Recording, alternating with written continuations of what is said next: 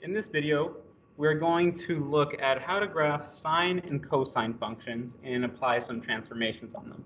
So I'll start with the basic parent functions and work my way into harder functions. So to start off, I'm going to start off with y equals sine of x.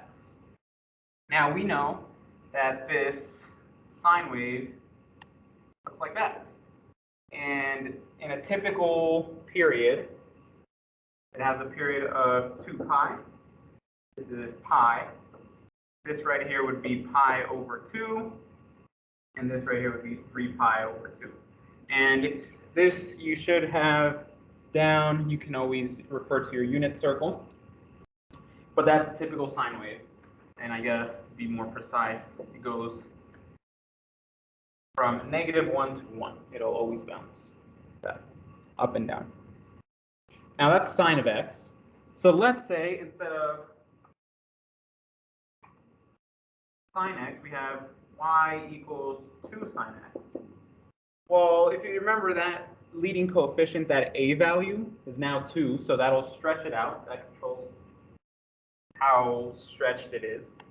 So now instead of going from 1 to -1, it'll go from 2 to -2, and it'll still pass through those same points on the x-axis. So to show what this would look like, you would now have the same shape, but just through those points. And I'll erase that point. So now our graph looks like that red line there. So that controls the amplitude. Now let's say we had y equals 2 sine of pi over 4x. Now this is where it gets a little trickier, but it's totally fine. Is this b, we call this the b value, that controls the period, and all that just means it affects how long it takes for one iteration of the sine wave to complete. So normally it's 2 pi, but now the pi over 4 will actually affect that period. In order to do this, we take that 2 pi divided by that coefficient, which in this case is pi over 4, and this will give us the new period. The new period. Now, when we have a fraction within a fraction, I like to write it as 2 fractions. So 2 pi over 1 divided by pi over 4. And now you can just use simple fraction properties. You keep the first one the same. You change the sign, and you flip or take the reciprocal of the second fraction. And now you can simplify. When you multiply across, the pi's will go away. You'll be left with 8 over 1, which is just 8. So this 8 right here is my new period. This says instead of completing one iteration of the sine wave in 2 pi, now it's 8. So nothing really changes with our graph. Theoretically, if you kept the same scale on the x-axis, it would look a lot different. But we like to see one iteration of this sine wave at all times. So all we have to do is now instead of 2 pi, we have 8. We just figured that out. It's no longer happening in 2 pi, it's happening at 8. Now if this was 2 pi, pi was half of 2 pi. So now that we have 8, instead of pi, we're actually going to have 4. It's halfway, at that point, the sine wave is halfway through its iteration, through its period. Now, originally we had pi there, so pi over 2 was half of that. We no longer have pi, we have 4, which means this value here is no longer pi over 2, it is 2. We just took half of the half, so a quarter of the whole period. Essentially, you can then fill in this last value. This would be 6 if you just keep your pattern going 2, 4, 6, 8. Or if you want to think of it, if my original period was 8, excuse me, my whole period is 8. I divide it into 4 parts, and that's what my scale is now. 8 divided by 4 is 2, so I just increase by 2 each time. So now that we have taken care of a new period, our sine wave is still the same, so it's still this red function that I graphed, but now the scale has changed. So I'll go ahead and erase all my math here now that we calculated the period. Erase that.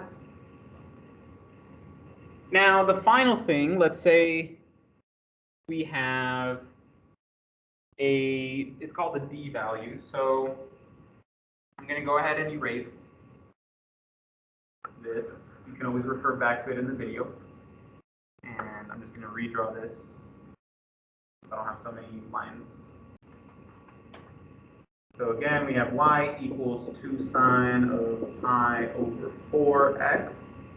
That's what we're about to graph. So if you remember, we started 0. Halfway through, we were back at 0. And at the end, we're at 0. We're going to go up to 2 and down to -2. And then we're going to connect our dots. And I will show a different example where you can do this much faster just by looking at it. You don't have to draw out, all the different transformations. Now let's say we have y equals 2 sine of pi over 4x, but now we do plus.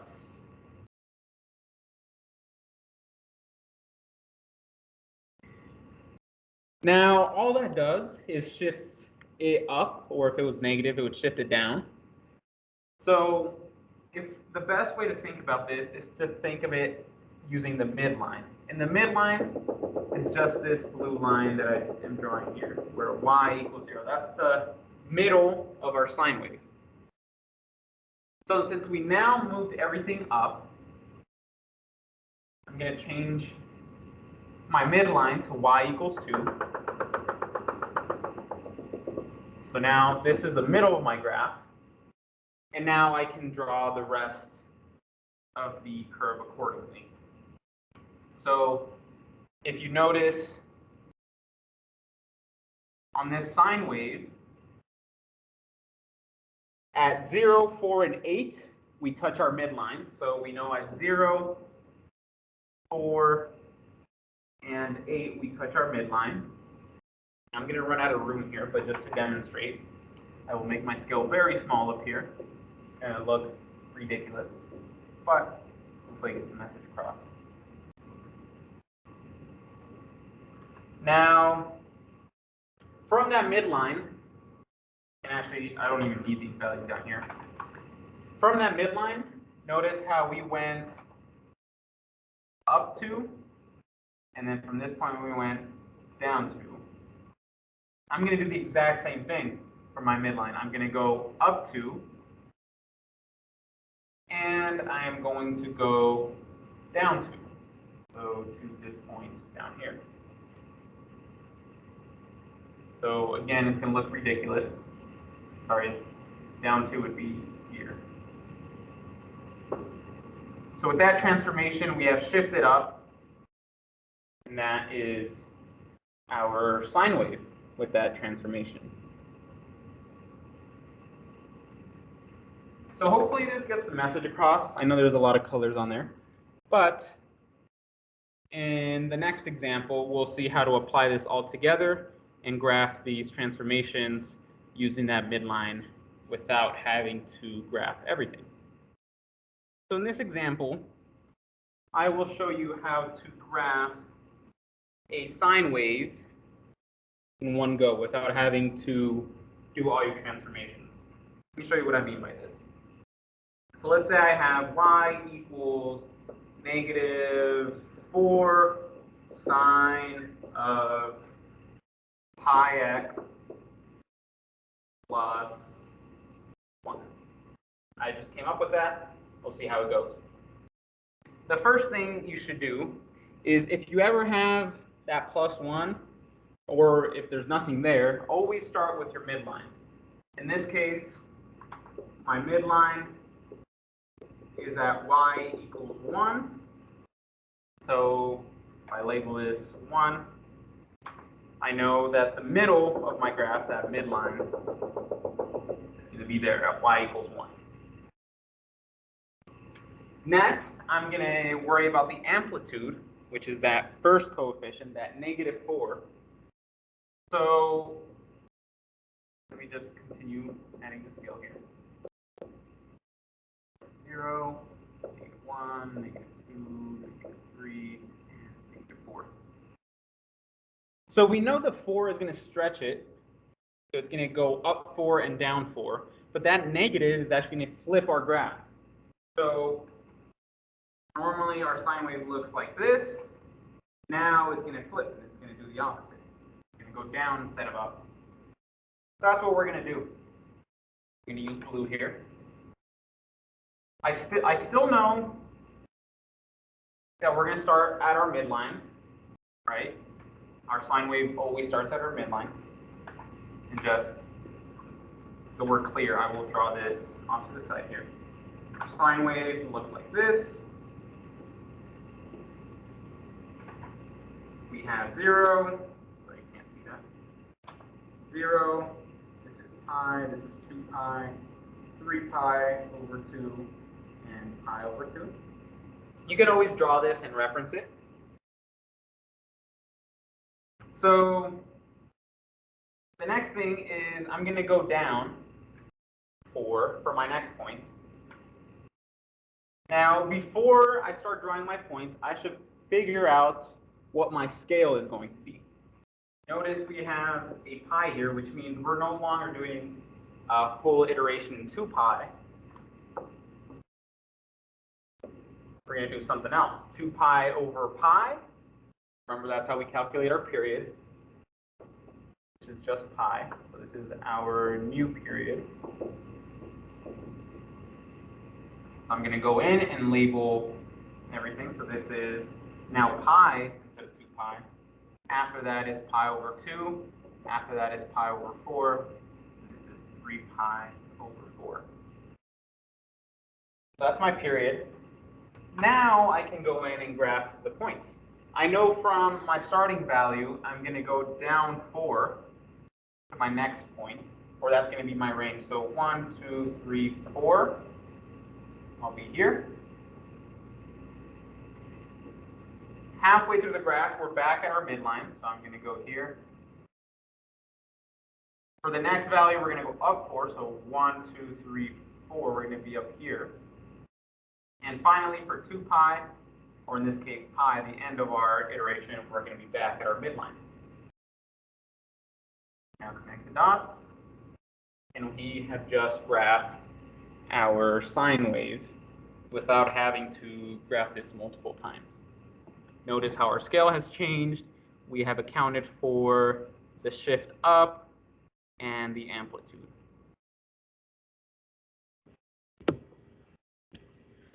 All right, now we're going to look at cosine, and I'm not going to guide us through like how we did for that first sine example, because it's essentially the same thing. But just in case you are wondering how it looks for cosine, fortunately, it is the exact same thing. So here we have a cosine function, y equals 3 cosine pi over 2x plus 1. I first identify my midline, which is at y equals 1. Let me label this first.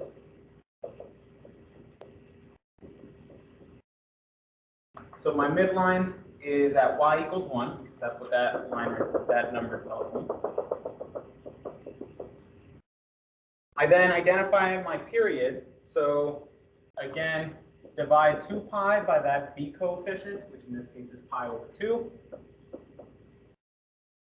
This is just the same as 2 pi over 1 divided by pi over 2, which In order to do this, you keep change flip. That's how I learned it. My pi's cancel, and we're left with 4. That right there is my new period. So I know that out here, I will have 4. Halfway through, I will have 2, and then 1 and 3. My scale is 1. Now for reference, I will draw a typical cosine wave right on the side here in case we need to reference it. And always feel free to do this. I'm going to label all those key points. These are my 5 key points. We have 2 pi, this is pi, this is 3 pi over 2, this is pi over 2. I'm going to go ahead and erase this period. You can reference it back in the video if you need to. Now that I have my scale, I can then use the amplitude to graph my cosine wave. So notice when x is 0, I'm sorry, let me just show this. This is my midline. We were at our highest point. Well, that 3 means instead of our highest point being up 1, now we go up 3 from our midline. So on a typical cosine curve, this is +1. Well, now it's 3, so we start at our midline and we go up 3. So 1, 2, 3, we'd be up at 4. The next interval, we're at our midline, so we just draw a dot there. The next point, we're at our lowest range, which is 3 from the midline. So we go down 3, so 1, 2, 3. The next point, we're back at our midline. See there. And then finally, we return to our highest point, which is back at 4. Now, we just connect the dots, and that right there is our new cosine function. The last example I will show is what kind of transformation to do when you have something within the parentheses. So for example, y equals sine of x, this right here. Again, I will label everything just to make everything clear. Pi, 2 pi, 0, pi over 2, 3 pi over 2. Those are my x values. Now, if I had y equals sine of x plus pi over 2, all that is doing is just shifting it left or right depending on what's inside the parentheses. So you do the opposite of what's there. So in this case, plus pi over 2 really means you're moving left by that amount. If it was a minus, you move right. Right. So in this case, I'm going to move my whole graph to the left by pi over 2. So let me label my point. So we have negative pi over 2, negative pi, negative 3 pi over 2, and negative 2 pi.